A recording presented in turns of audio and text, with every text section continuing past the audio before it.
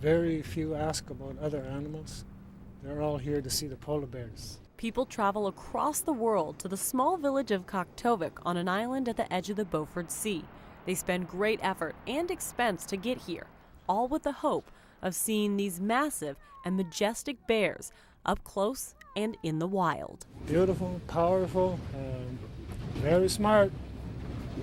For an animal that don't read or go to school, they know how to fish. They know where to fish. They know their dinner bell. They know it's feeding time here now, so they're already starting to come in now. Bruce Inglengasak says the polar bears are a regular sight this time of year. They swim to shore tired and hungry, hoping to feed at the bone pile at the end of the Kaktovik airport runway. It's not only international tourists who come to see the bears up close, it's also a pastime for the locals and their pets, all watching the bears feed on leftover remains from whaling and hunting seasons. While the spectacle here has been treasured by natives and local residents for as long as anyone can remember, it wasn't until 2002 that Inglengasak, an Inupiat born in Canada, got the idea to create a tourism opportunity, offering boat tours to see the bears offshore. These guys are pretty relaxed because they know where they are now. He says on a good day, tourists can see up to 24 polar bears. And we're trying to keep them up. Inglengasak can't help taking pictures himself on each tour, especially when the bears and their cubs swim so close to his boat. This is really close. I mean, how close to the boat is that? About 10 feet. It's this type of thrill many now seek after seeing pictures like these advertised as tourism. But Inglengasak says not everyone from the village shared his enthusiasm for tourism in the beginning. It was kind of a mixed group, but now they're starting to see it's good for our community. So now we've got 11 boaters, started off with 2. These types of on-the-water experiences cost between $375 and $550 just for a few hours. But it's money that local tour guides say also helps support their families throughout the year with the high cost of rural living. You know, we live here.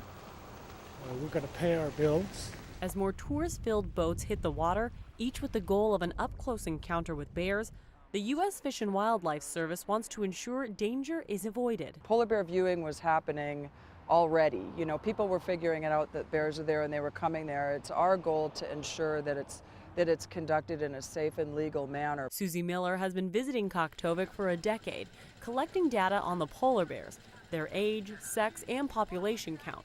She's also working with locals in villages like Kaktovik to minimize potentially dangerous interactions, establishing programs like the Village Polar Bear Patrol. Local people are hired and are actively conserving polar bears because they're trained to non-lethally remove bears from the village. In other words, they're scaring bears out of their village.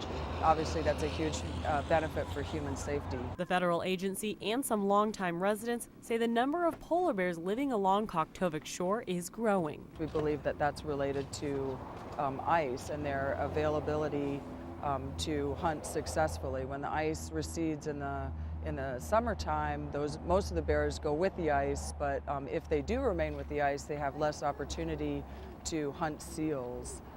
So the ones that do come to shore, to places like Kaktovik, they're making use of an alternative food source. Sometimes a seal comes into this little bay right here, and if those polar bears if they see it, they're on it. Inglengasak believes the bears have been successful in living on Kaktovik's barrier islands for many years, but he's also concerned about the lack of sea ice in more recent times. He says the natives have an incredible respect for the bears.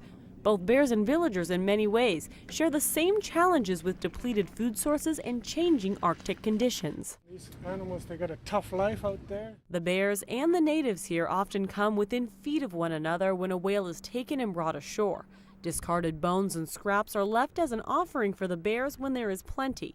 But Inglengasak says taking boat tours out to the bears' sleeping grounds is a very different type of encounter. When I first started with the boats, it's kind of scary a little bit, but then I know these animals, and for me it's even good to see them really close. I like it. He wants the bears to live long and healthy lives so that people from around the world can appreciate their beauty and work to ensure their survival, something he believes will come more easily through up-close encounters like these.